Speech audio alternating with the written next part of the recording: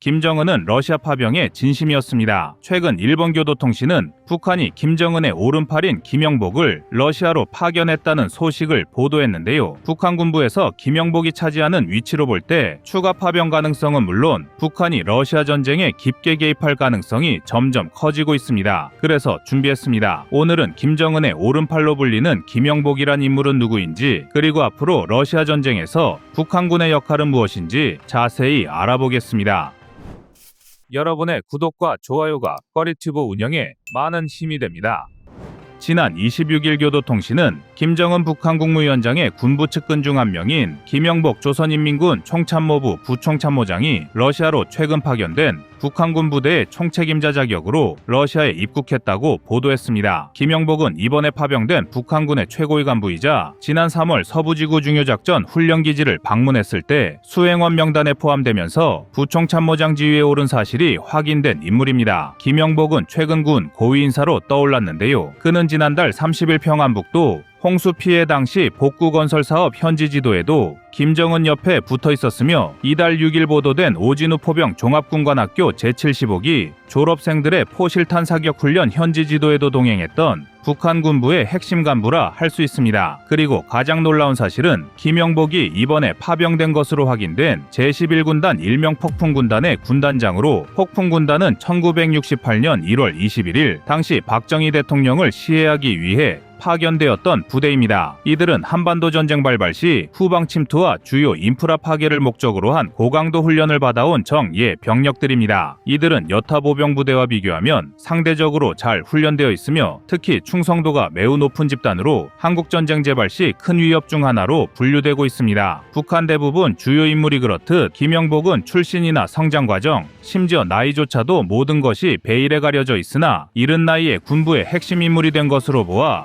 성골 중에 성골인 것으로 여겨집니다. 그는 2016년 5월 조선노동당 제7차 대회에서 조선노동당 중앙위원회 후보위원으로 임명된 이후 출세가도를 달려왔는데요. 2017년 4월 우리나라의 소장에 해당하는 중장에서 상장으로 승진해 북한 정권의 초고위층에 진입했습니다. 그리고 바로 제11군단장 특수작전군 사령관으로 임명되었는데요. 올해 2024년 부참모장으로 진급하더니 바로 며칠 전인 10월 27일에는 러시아 우크라이나 전쟁의 북한군 부대의 총책임자로 러시아에 입국한 것입니다. 그는 2018년 8월 김영춘이 심근경색으로 사망하자 국가장애위원회 위원을 맡아 장례를 도맡아 치르기도 했습니다. 김영춘 원수는 최고인민회 대의원이며 인민무력성 총고문으로 북한 군부의 실질적인 넘버원이었는데요. 이런 중요한 국가 행사를 주도했다는 것만으로도 김정은이 그를 얼마나 신뢰하는지 알 수 있습니다. 일본 교도통신 역시 이를 중요하게 여겨 부각시키고 있는데요. 최근 김정은과 밀접하게 연관되어 여러 군사적 행동에 참여해 주목받은 인물이 러시아에 파견된 북한군 부대의 총책임자로 입국했다는 사실은 그만큼 북한이 이번 파병의 진심이며 추가적인 병력 파견 또한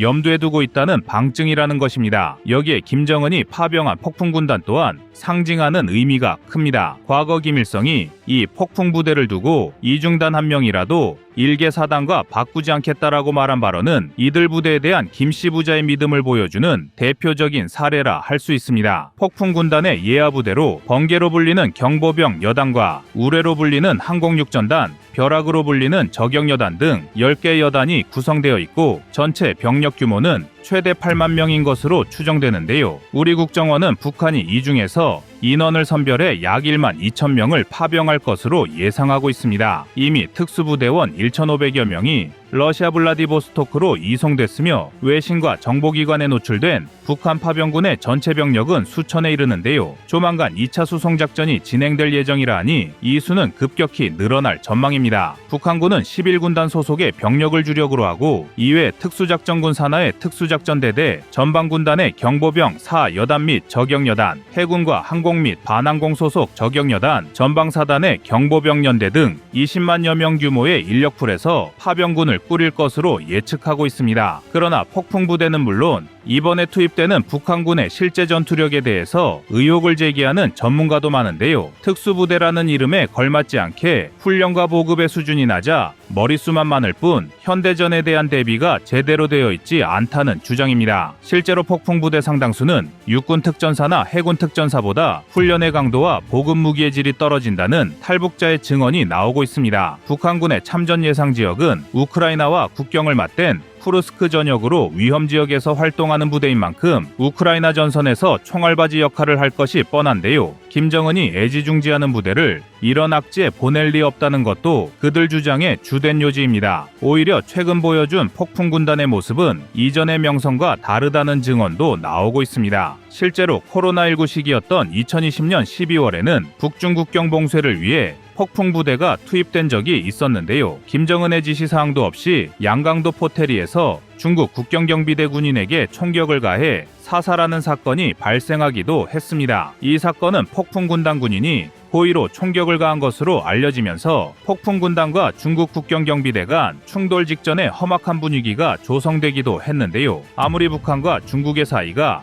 예전 같지 못하다고는 하지만 마치 적국처럼 총격을 가한 것을 두고 많은 말들이 나왔습니다. 북한 정예부대가 중국군과 직접적으로 충돌한 것은 매우 이례적인 일로 김정은이 군부를 충분히 장악하지 못했거나 군 내부의 기강해이를 문제 삼는 전문가도 있었습니다. 그러나 현재까지 폭풍군단의 북한 내 입지는 여전히 독보적이며 이런 최정예부대가 우크라이나 전선에 배치된다는 사실만으로도 러시아는 인류 역사상 처음으로 북한의 무력 지원을 받는 강대국이라는 유일무이한 첫 사례를 만들며 새로운 전환점을 맞이하게 될 것입니다. 그리고 모두가 예상하듯 북한은 파병을 통해 단순히 러시아와의 동맹관계를 과시하는 것을 넘어서 다양한 군사적 및 기술적 지원을 대가성으로 받을 가능성이 큽니다. 북한은 과거 베트남이나 중동에 전투기 조종사나 군사고문단을 파견한 적이 있습니다. 북한은 베트남 전쟁 당시 전투기 조종사와 심리전 부대를 파견한 적이 있고 제4차 중동 전쟁 때는 이집트에 전투기 조종사를 보낸 전력이 있습니다. 이 밖에도 리비아와 우간다, 콩고민주공화국 등 중동 및 아프리카에 수십 명 규모로 군사 고문단이나 군사교관을 파병한 적이 있는데요. 이번처럼 대규모 지상군을 파병하는 것은 처음입니다. 이 조종사들은 전투작전에 참여했으며 지상 승무원, 기술자, 통역사, 행정직원 역시 후방 지원에 가담했는데 이런 경험을 통해 북한은 경제적 이점 외에 향후 무기시험 및 성능 개량과 관련된 귀중한 데이터를 얻었습니다. 그러나 이번 파병만큼은 규모는 물론 국제적 파장 역시 매우 클 전망입니다. 북한과 러시아도 이를 의식했는지 국내까지 파병 사실을 숨기려 끝까지 애를 썼는데요. 북한군은 러시아 도착 즉시 러시아 군복과 러시아제 무기를 지급받았고 러시아에 거주 중인 동양계 주민의 위조 신분증까지 발급받았다고 합니다. 국제적 망신과 리스크를 감내하면서까지 러시아에 북한이 파병할 수밖에 없는 이유는 아주 명확한데요. 김정은 정권의 이러한 도박성 전략은 국제사회에 큰 우려를 불러일으키고 있으며 특히 한반도와 동북아시아에서의 안보 환경이 더욱 복잡해질 것으로 보입니다. 이미 한국, 미국, 일본 간의 군사적 협력이 강화되고 있는 상황에서 북한의 파병 결정은 이러한 긴장을 더욱 고조시킬 가능성이 큽니다. 북한의 파병이 한반도에 미치는 영향은 상당히 중대한 사안입니다. 김정은은 오랜 기간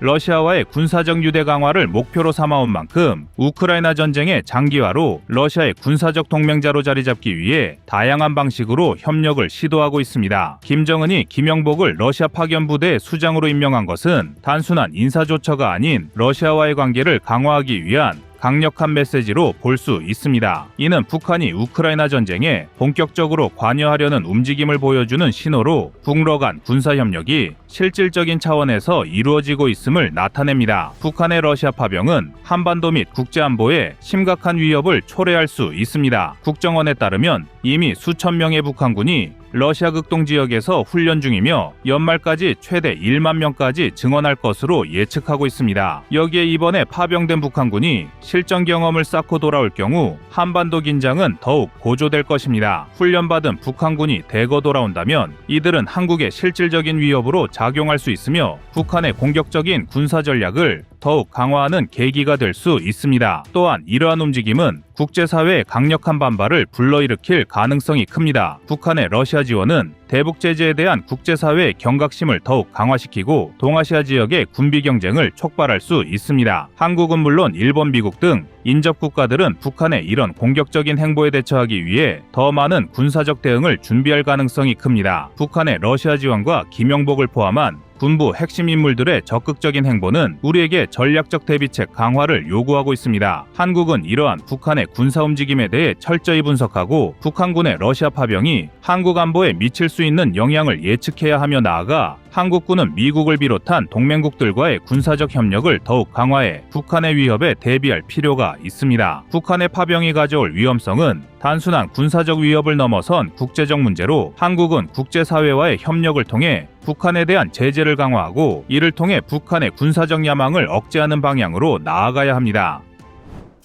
여러분의 구독과 좋아요가 꺼리튜브 운영에 많은 힘이 됩니다.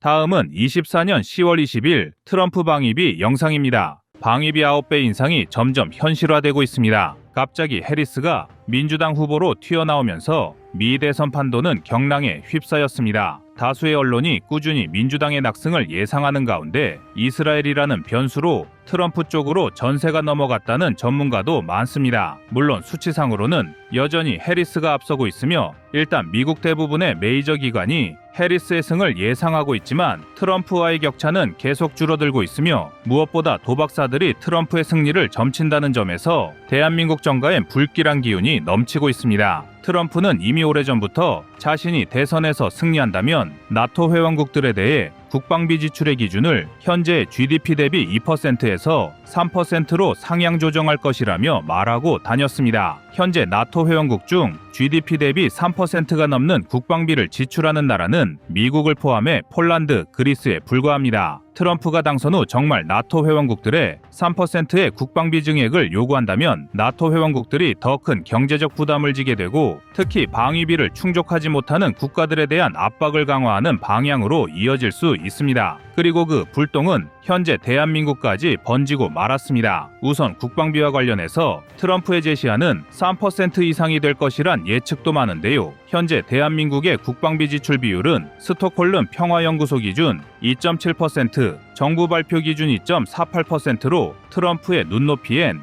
여전히 낮은 수준입니다. 그러나 사실 국방비야 우리 국방에 쓰는 돈이니 아깝지 않은데 트럼프는 국방비 압박을 하면서 분담금 문제도 꺼낼 것이 분명해 보입니다. 방위비란 주한미군의 주둔 비용인데요. 트럼프는 15일 시카고 이코노미 클럽 대담에서 한국은 6.25 전쟁 이후 방위비 분담금을 낸 적이 없으며 조 바이든 행정부가 들어선 이후 다시 무임승차하게 됐다는 허위 주장을 펼쳤습니다. 한국을 머니머신이라 칭한 트럼프는 자신이 집권했다면 100억 달러 약 13조 6,550억 원에 달하는 방위비 분담금을 받을 수 있었다고 말했습니다. 그러나 한국전쟁 이후 우리가 분담금을 내지 않았다는 주장은 거짓이며 연간 100억 달러라는 액수도 현실과 동떨어진 망상 속 숫자입니다. 대한민국이 돈 뽑는 기계도 아니고 이미 2026년까지 방위비 분담금 협정이 끝난 상태인데 왜 갑자기 10배에 가까운 금액을 내라는 것일까요? 더구나 우리가 2026년 부담해야 할 분담금은 전년 대비 8.3% 인상된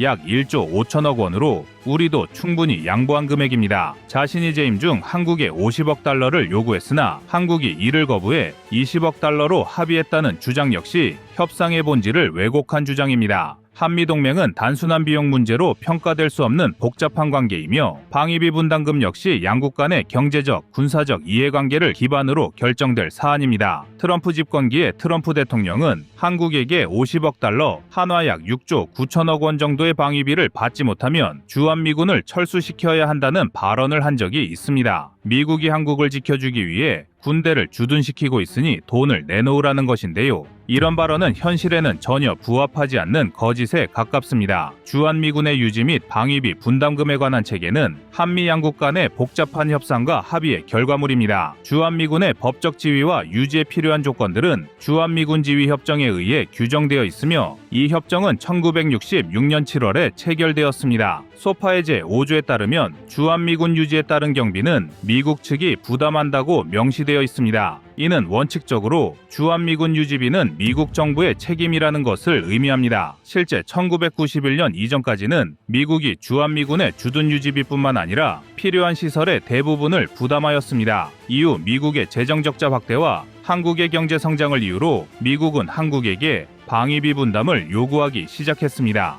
이에 따라 두 나라는 방위비 분담의 구체적인 사항을 협상하기 위해 방위비 분담 특별협정을 체결하게 되었고, 이 협정은 1991년부터 2에서 5년 단위로 갱신되어 왔습니다. 현재 한국의 방위비 분담금은 연간 1조 원을 넘어서는 규모에 이르고 있으며 2022 국방백서에 따르면 2021년 한 해 동안의 방위비 분담금은 약 1조 1833억 원에 달합니다. 이 분담금은 주한미군의 주둔에 따른 다양한 비용을 포괄하는 것으로 한국 정부와 미국 정부 간에 계속되는 협상을 통해 결정됩니다. 더구나 대한민국은 이미 방위비 분담금 외에도 다양한 방식으로 주한미군의 주둔을 지원하고 있는데요. 만약 우리가 분담금을 올려주는 대신 미군의 체류비와 국토 이용비를 받으면 어찌 될까요? 정치에 발을 들이기 전 트럼프는 자신의 오랜 멘토에게서 여러 가지 사업 수완을 물려받았는데요. 이때 배운 전략을 여전히 잘 써먹고 있습니다. 의도한 것인지 아니면 진짜 잘 몰라서 그런 것인지 애매한 포지션으로 거짓 정보를 진짜처럼 말해 청중과 여론을 호도하는 것인데요. 많은 미국 언론이 이를 지적하고 있지만 트럼프는 아랑곳하지 않고 있습니다. 도널드 트럼프 전 미국 대통령이 최근 타임지와의 인터뷰에서 미국은 위험한 지역에 4만 명의 병력을 배치하고 있다면서 한국이 방위비 분담금을 지나치게 적게 내고 있다고 주장했습니다. 그러나 CNN은 자체 팩트체크를 통해 이 인터뷰에서 최소 32개의 오류를 확인했다고 보도했습니다. 특히 트럼프가 언급한 주한미군의 숫자는 사실과 맞지 않습니다. 2016년 말 기준 주한미군의 숫자는 26,878명이었으며 트럼프 행정부가 새로운 방위비 협상에 서명하기 직전인 2018년 12월 말에는 29,389명이었습니다. 트럼프는 또한 자신의 재임 시절 한국이 수십억 달러를 내기로 동의했다면서 지금 내가 없기 때문에 그들은 거의 돈을 내지 않을 것이라고 주장했습니다. 그러나 CNN에 따르면 이는 사실이 아니며 바이든 정부와의 재협상을 통해 한국은 트럼프 때보다 더 많은 분담금을 내고 있습니다. 실제로 2021년 한국 정부는 주한미군 방위비 분담금을 전년 대비 13.9% 인상된 1조 1833억 원으로 발표했으며 2025년까지 매년 방위비를 인상해 약 1조 5천억 원을 분담하게 될 것이라고 밝혔습니다. 방위비 인상뿐만 아니라 더욱 충격적인 조짐도 있는데요. 트럼프와 그 측근들은 주한미군 철수도 염두에 두고 있다는 것입니다. 트럼프 전 대통령이 차기 대선에서 승리해 재집권할 경우 백악관 국가안보보좌관으로 유력시되는 인물이자 전 미국 국방부 전략개발 담당 부차관보였던 엘브리지 콜비는 5월 6일 국내 모 언론과의 인터뷰에서 한국은 북한을 방어하는 일에 있어 주된 역할을 하고 압도적인 책임을 져야 한다라면서 자신에게 결정권이 있다면 한국에서 미군을 철수시킬 것이라고 했습니다. 트럼프 측의 이러한 발언들은 두 가지 측면에서 생각해 볼 수 있는데요. 하나는 주한미군 주둔 분담금 인상에 대한 협상 카드로 활용하려는 것과 또 하나는 정말 한국 문제에서 손을 떼고 싶어 하는 것일 수도 있습니다. 그런데 일각에서는 만약 트럼프가 미국 대통령에 다시 당선된다면 오히려 대한민국에게는 엄청난 기회가 될 수 있다는 분석을 내놓기도 합니다. 그도 그럴 것이 주한미군 철수를 주장한 엘브리지 콜비가 한국의 자체 핵무장을 용인하고 전시작전 통제권을 한국으로 조기 전환해야 한다는 발언도 했기 때문입니다. 이에 관한 그의 말을 종합해서 정리하면 유사시 미국은 중국과 전쟁을 하면서 북한과도 전쟁할 수 있는 여력이 없기 때문에 한국의 방어는 한국이 전담해야 하며 재래식 전력 대신 핵무장도 고려할 필요가 있다는 것입니다. 또한 미국 전략국제문제연구소 아시아 담당 부소장 겸 한국 석좌인 빅터 차는 트럼프가 당선되면 주한미군 철수 한미연합훈련중단과 더불어 한국의 핵무장도 용인할 것이라는 분석을 하기도 했습니다. 지금까지 대한민국의 핵무기 개발은커녕 핵 추진 잠수함 도입까지 철저하게 막아온 미국의 일관된 스탠스를 생각해보면 깜짝 놀랄 만한 일입니다. 외교군사 전문가들도 트럼프의 재집권이 한국에게는 전화위복이 될 수 있다는 전망을 내놓았는데요. 미국 측 요구인 방위비 인상을 받아들이고 그 대가로 핵무기 개발과 보유,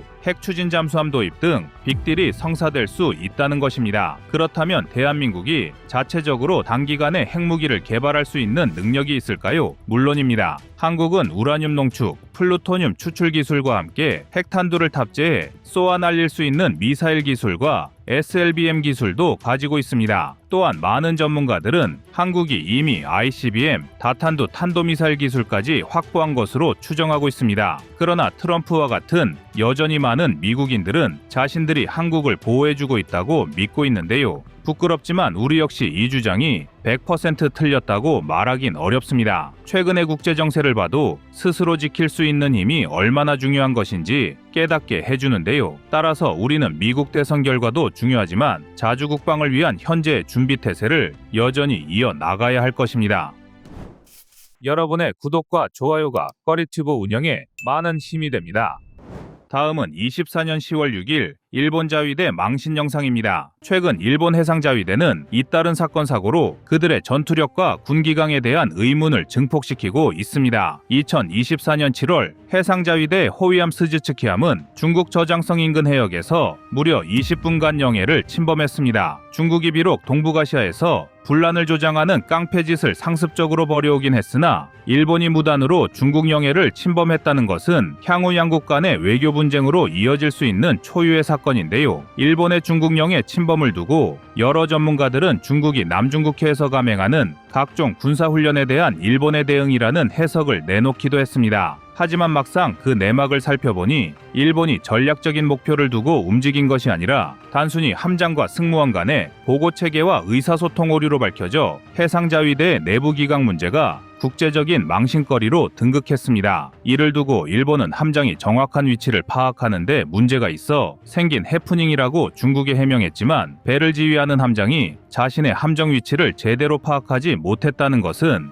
해상자위대의 실제 작전 능력에 의문을 품게 만듭니다. 또한 당직 승무원과 함장의 소통에 오류가 있었다는 것은 정확한 상황 보고체계가 확립되지 않았다는 것을 의미하기 때문에 해상자위대의 기강이 흔들린다고 볼 수 있는데요. 전시 상황에서 가장 중요한 것이 정확한 보고체계라는 것을 감안할 때 이는 절대로 간과할 수 없는 문제입니다. 일본은 뒤늦게 스즈츠키함의 함장을 교체하였지만 이번 망신은 오랜 시간 이어질 전망입니다. 그동안 중국과 러시아의 군용기가 일본 영공을 침범할 때마다 거센 비난을 해왔던 일본은 오히려 자기 발등을 찍은 셈이 되었습니다. 그런데 더욱 충격적인 것은 이러한 일본 해상자위대의 사건 사고가 끊임없이 터져나오고 있다는 것입니다. 지난 2024년 4월에는 해상자위대 소속의 초계 헬기 SH-60K 2대가 야간 훈련 중 서로 충돌하여 도쿄에서 남쪽으로 약 600km 떨어진 태평양 섬 이즈제도 도리시마 인근 해역에 추락하는 사고가 발생했습니다.